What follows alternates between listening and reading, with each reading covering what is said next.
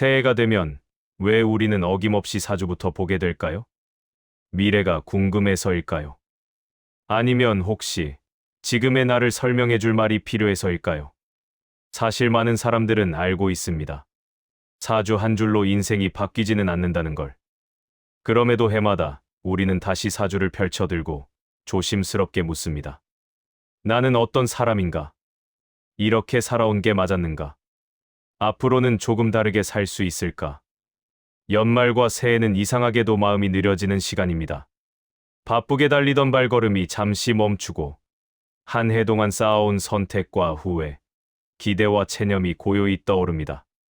이때 사주는 미래 예언이 아니라 나 자신을 비추는 하나의 거울처럼 다가옵니다. 잘 맞고 안 맞고의 문제가 아니라 지금의 나를 이해하기 위한 언어로 말입니다. 주역에서 말하는 사주팔자는 정해진 운명의 각본이 아닙니다. 그것은 내가 타고난 기질, 반복해온 선택의 방향, 강한 부분과 약한 부분을 정리해 보여주는 하나의 구조입니다. 다시 말해, 사주를 본다는 것은 앞으로 무슨 일이 일어날까를 묻는 것이 아니라 나는 어떤 방식으로 살아왔고 어떤 방식에 익숙해져 있는가를 되묻는 일에 가깝습니다. 그래서 새해의 사주를 본다는 것은 미래를 점치는 행위가 아니라 자신을 성찰하는 의식에 가깝습니다.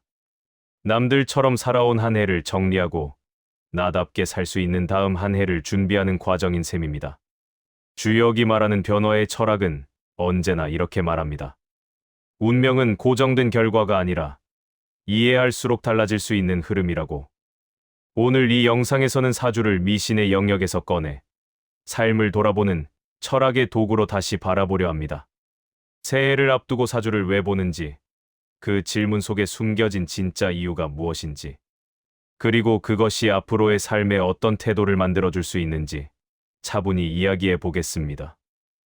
만약 요즘 이런 생각이 들었다면, 이제는 남들 말고 나를 기준으로 살아보고 싶다. 새해에는 결과보다 방향을 바꾸고 싶다. 이 영상은 끝까지 볼 가치가 있습니다. 도움이 되셨다면 구독과 좋아요로 함께 해주세요.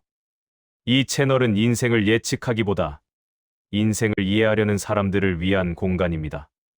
이제 주역으로 바라본 사주와 새해 마음가짐 이야기로 들어가 보겠습니다. 사람들은 해가 바뀌는 시점마다 유난히 사주를 찾습니다. 평소에는 잘 믿지도 않던 사람들조차 연말이 되면 내년 운이 어떨까라는 질문을 입에 올립니다. 하지만 조금만 더 솔직해지면 우리가 사주를 보는 이유는 미래를 정확히 맞히기 위해서가 아닙니다. 사실은 이미 알고 있습니다. 내년에 무슨 일이 일어날지 정확히 아는 사람은 아무도 없다는 것을. 그럼에도 사주를 펼쳐보는 이유는 단 하나입니다. 불안하기 때문입니다.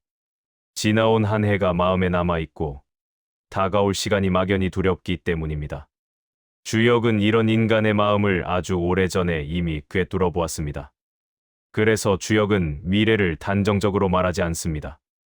이렇게 될 것이다라고 예언하지도 않습니다. 대신 지금의 흐름이 이러하다고 말합니다.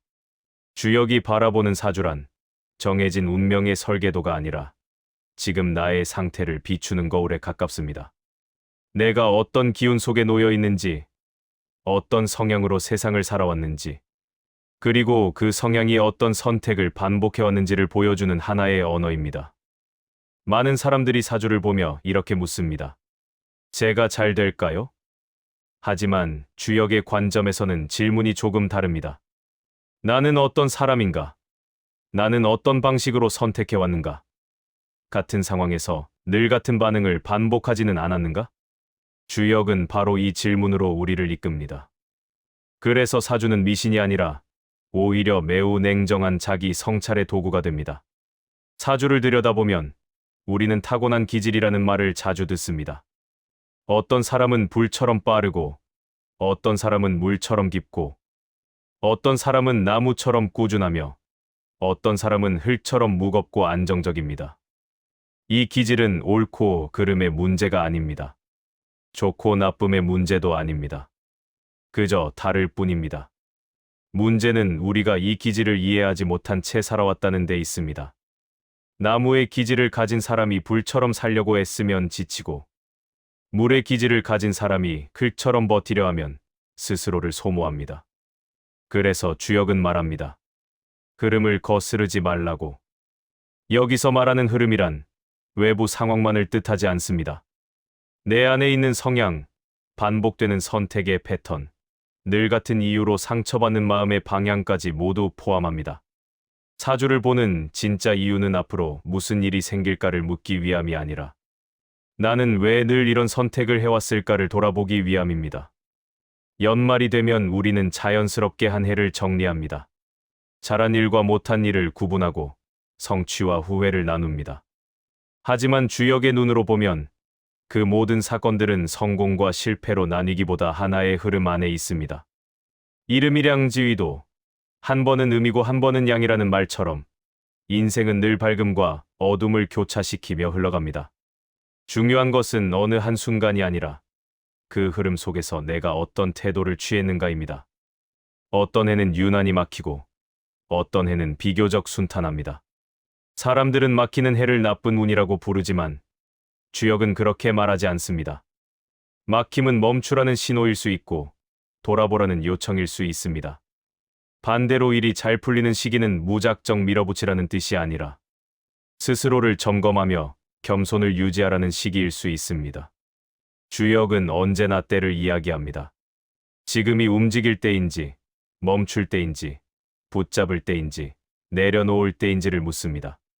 새해를 맞이하며 사주를 보는 사람들에게 가장 필요한 마음가짐은 기대가 아니라 정직함입니다. 내년에 잘 되고 싶다는 바람보다 먼저 필요한 것은 나는 어떤 삶을 반복해왔는가라는 질문입니다. 인간은 환경보다 습관을 반복하고 운보다 태도를 반복합니다. 사주는 바로 그 반복을 드러내는 언어입니다. 그래서 사주를 제대로 읽는다는 것은 나의 핑계를 줄이고 나의 책임을 늘리는 일과 닮아 있습니다. 주역은 인간을 수동적인 존재로 보지 않습니다.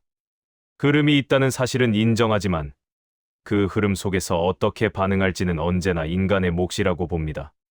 같은 사주를 가지고도 전혀 다른 삶을 사는 이유가 여기에 있습니다.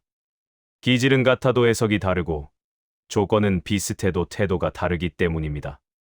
새해에 우리가 가져야 할 마음가짐은 운을 바꾸겠다는 결심이 아니라 해석을 바꾸겠다는 선택입니다. 왜 나는 늘 이런 사람을 만날까? 왜 나는 같은 실수를 반복할까? 왜 나는 결정적인 순간에 늘 흔들릴까? 이 질문들에 대한 답은 미래가 아니라 과거에 있습니다. 그리고 그 과거를 구조적으로 보여주는 도구가 바로 사주와 주역입니다. 사주는 내 인생의 지도라기보다 내가 걸어온 길의 흔적입니다. 그 흔적을 읽어낼 수 있을 때 우리는 같은 길을 반복하지 않을 자유를 얻게 됩니다. 새해는 무엇인가를 더 채우는 시간이 아닙니다. 주역의 지혜로 보면 새해는 오히려 덜어내는 시간입니다. 과도한 기대, 불필요한 비교, 이미 증명되지 않은 두려움을 내려놓는 시간입니다. 나에게 맞지 않는 삶의 방식을 조금 내려놓고 나의 기질과 조화를 이루는 방향으로 한 걸음 옮기는 것. 그것이 주역이 말하는 새 출발입니다. 사주를 본다는 것은 결국 자신에게 묻는 일입니다. 나는 누구인가? 나는 어떤 사람으로 살아왔는가? 그리고 이제 어떤 태도로 살아갈 것인가? 이 질문에 정직하게 답할 수 있다면 새해는 이미 절반은 시작된 것입니다. 운은 바뀌지 않을 수 있지만 삶의 무게는 분명 달라집니다. 미래를 맞히는 사주는 없습니다. 하지만 자신을 이해하게 만드는 사주는 있습니다. 그리고 주역은 그 방향을 아주 오래전부터 알려주고 있었습니다. 새해 사주를 보는 진짜 이유는 미래를 통제하기 위함이 아니라 나 자신과 조금 더 솔직해지기 위함입니다. 이 솔직함이야말로 어떤 결심보다 오래가는 새해의 마음가짐이 됩니다. 이제 한 해의 끝자락에 서서 조용히 숨을 고릅니다. 세월이 흐를수록 우리는 점점 알게 됩니다. 인생은 정답을 맞히는 시험이 아니라 스스로를 이해해가는 긴 과정이라는 사실을 말입니다. 젊은 시절 우리는 늘 미래를 알고 싶어 했습니다. 언제 잘 될지, 언제 힘들지, 어떤 선택이 이득인지 끊임없이 묻고 확인하려 했습니다. 그래서 연말이면 사주를 보며 다음 해를 미리 점쳐보려 했고, 좋은 말에는 안도했고, 불편한 말에는 괜히 마음이 흔들리기도 했습니다. 하지만 인생의 후반에 이른 지금, 우리는 조금 다른 질문 앞에 서 있습니다. 앞으로 무엇이 될 것인가 보다. 나는 어떤 사람으로 살아왔고, 어떤 마음으로 남은 시간을 건너갈 것인가. 주역은 처음부터 미래를 확정해주는 책이 아니었습니다. 그것은 변화의 원리를 통해 지금 내가 어떤 흐름 속에 서 있는지를 비추는 거울에 가까웠습니다. 사주 역시 마찬가지입니다. 운명을 못 박는 문장이 아니라 내 기질과 성향, 반복되는 패턴을 돌아보게 하는 하나의 언어일 뿐입니다. 그래서 새해의 사주를 본다는 것은 미래를 통제하려는 행위가 아니라 나 자신을 조금 더 정확히 이해하려는 시도일지도 모릅니다. 무엇을 더 가져야 할지 묻기보다 무엇을 내려놓아야 마음이 편해지는지 묻는 시간 말입니다. 노년에 가까워질수록 우리는 알게 됩니다. 모든 변화에는 때가 있고 모든 선택에는 내가 감당해야 할 몫이 있다는 것을요. 좋은 운도, 나쁜 운도 결국은 내 태도를 비추는 하나의 배경이었음을 깨닫게 됩니다. 이제 새해를 앞두고 우리는 큰 결심을 할 필요가 없습니다. 더 높이 오르겠다는 다짐도, 완전히 달라지겠다는 선언도 없어도 됩니다. 다만 한 가지만은 분명히 해볼 수 있습니다. 나는 나를 더 잘 이해하며 살겠다는 마음, 흐름을 거스르지 않되 내 중심을 잃지 않겠다는 조용한 다짐. 새해는 새로운 인생을 요구하지 않습니다. 지금의 나를 조금 더 정직하게 바라보기를 요구할 뿐입니다. 사주와 주역이 결국 우리에게 건네는 말도 이것일 것입니다. 미래는 알 수 없지만 태도는 선택할 수 있다. 이제 남은 시간은 불안보다 이해로, 욕심보다 성찰로, 예측보다 수용으로 건너가도 충분합니다.